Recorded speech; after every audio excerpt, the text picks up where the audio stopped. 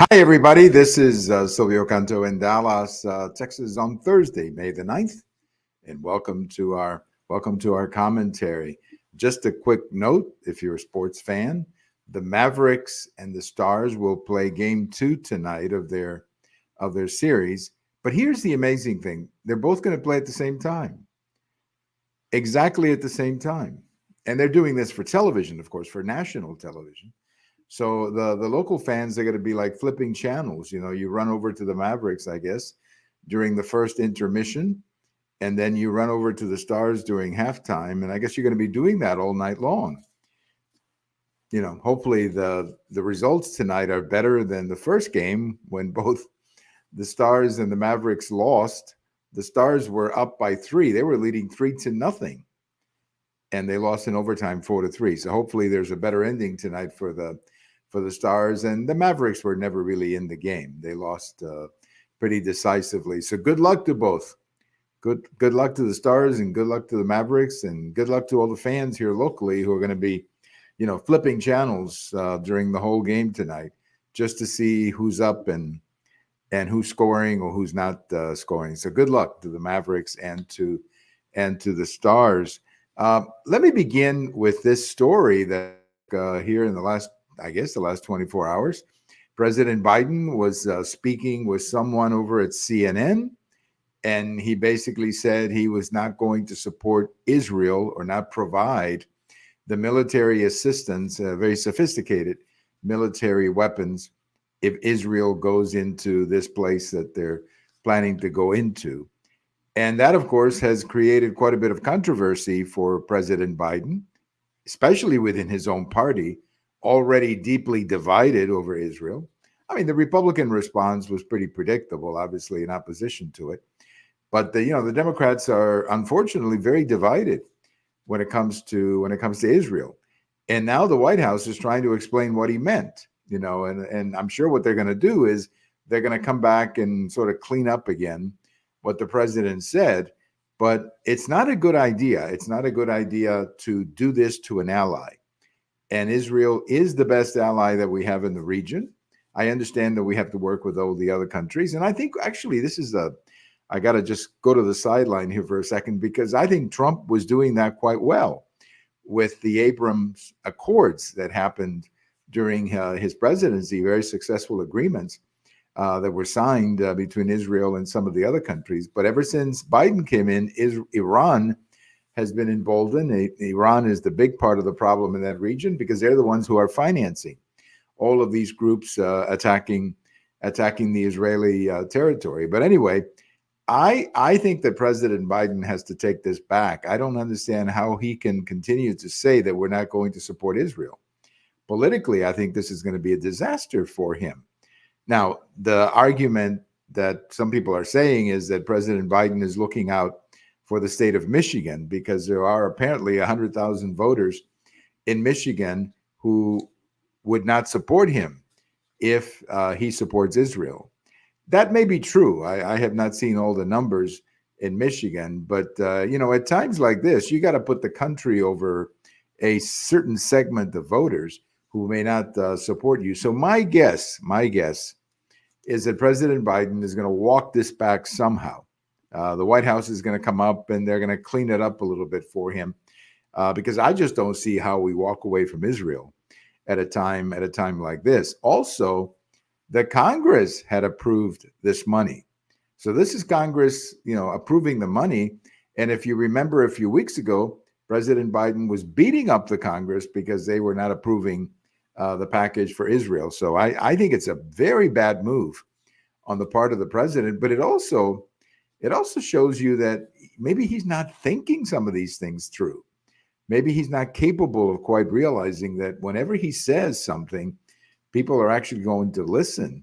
It's gotten to the point where President Biden, anytime you take the script away from him, he's into the danger zone. If he's reading a script, read it correctly, he may mess it up, and read something incorrectly, but at least, you know what he's going to say, basically. But when he does an interview like this, a one-on-one interview where he actually has to think what he's going to say, he's not very good at that. He's not very good at that at all. And I think you're seeing an example of it with this situation with Israel. So hopefully he takes it back. Hopefully he does. And we can get back to supporting Israel the way we should. But never, it's going to be a big battle in the Democrat Party. That I can tell you. The Democrats are deeply divided over Israel. And I don't know if they can bring their party together with respect to this topic, because they're so divided over this that it may just be one of those divisions that ends up breaking up parties. I mean, that's how deep it is, this division. I have a post over at the American Thinker Thursday morning talking about Stormy Daniels and the mess that she's created at that trial. Well, I think Stormy is just being Stormy. I don't think that she's doing anything that was not expected. I think the real crime here is that the judge allowed this to happen, that he allowed this trial to turn into the sexual encounter between Donald Trump and Stormy Daniels, a sexual encounter that happened in the year 2006, so 10 years before he ran for president, a sexual encounter completely consensual. I mean, nobody forced anybody to do anything. And so the whole thing is a joke. The whole thing is a joke. So whatever happened between the two of them, I have no idea. I mean, I honestly don't know whether it even happened, because she's denied it a couple of times and he's denied it.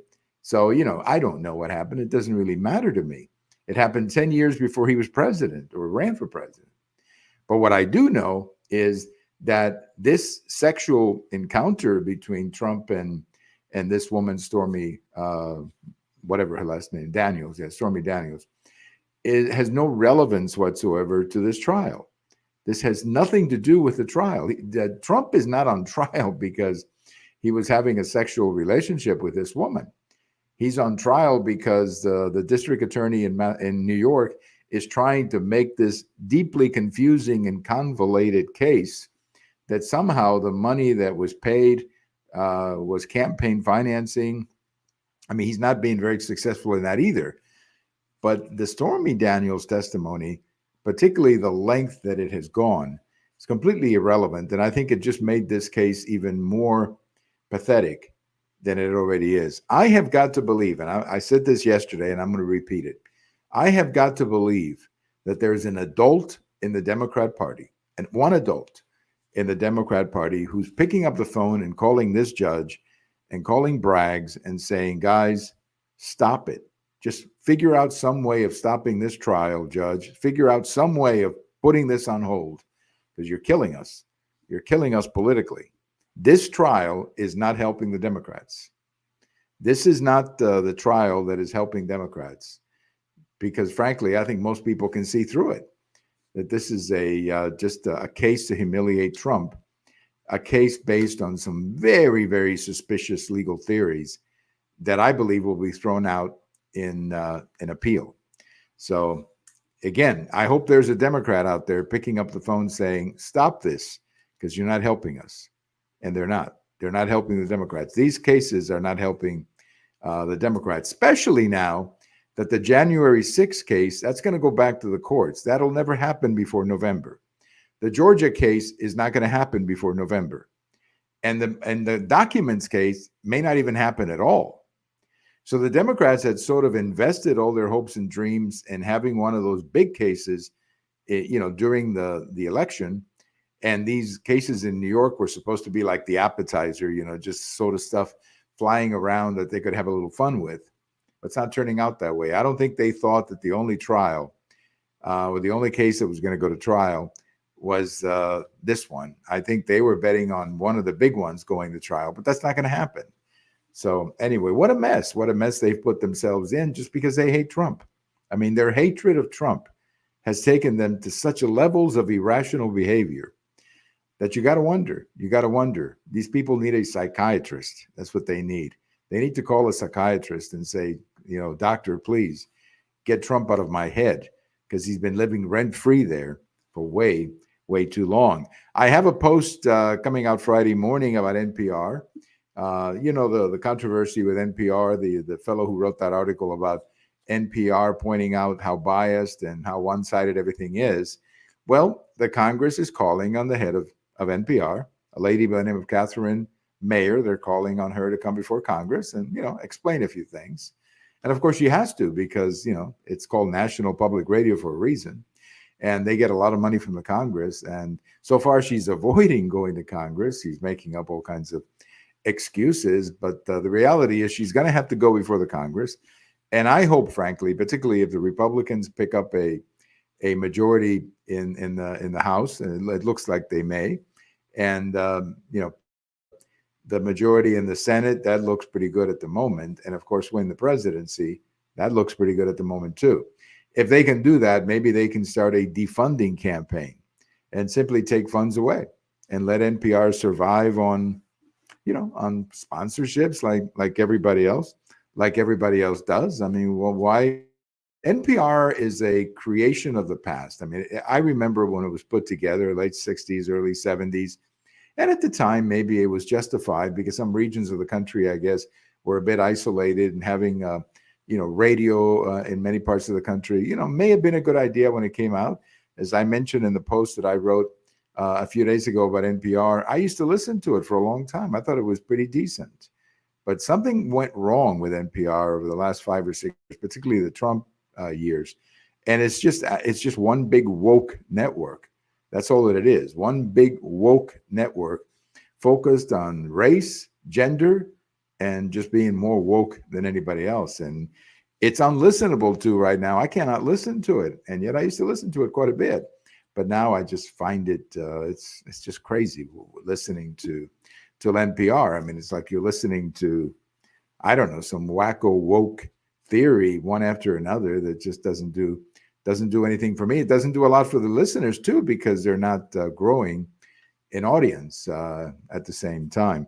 Well, a couple of things on this day in history. We want to remember Tony Gwynn, Major League Baseball player, one of the greatest hitters of our generation, who was born on this day in 1960. Unfortunately, passed away very young in 2014. He was only 54 when he passed away, I believe, of cancer. So we remember Tony Gwynn, who won a bunch of batting titles in the National League, in the last 15 to 20 years. And we also want to remember something very interesting that happened today in 1964, May 9th of 1964. The Beatles had dominated the Billboard #1 position from January to the first week of May. One of their songs, Can't Buy Me Love. So for like almost 4 months, the Beatles had the #1 song on the Billboard Top 100. But it ended today when a song by Louis Armstrong, the great trumpet player, a song named Hello, Dolly, pushed the Beatles out of first place. And for the first time, the Beatles were not in first place on the American Top 40 or Billboard Top 40. Consequential day for Louis Armstrong, who bumped the Beatles out of first place. That's a great song, by the way. Hello, Dolly. His arrangement, his version of that song is just absolutely great. Thank you for listening. This is Silvio Canto in Dallas. Go Stars, go Mavericks. And I hope you got your finger ready, because you're going to be flipping channels overnight, going from one channel to the other, keeping track of the 2 games starting at the same time. Good luck with that. This is Silvio Canto. Have a great day, everybody.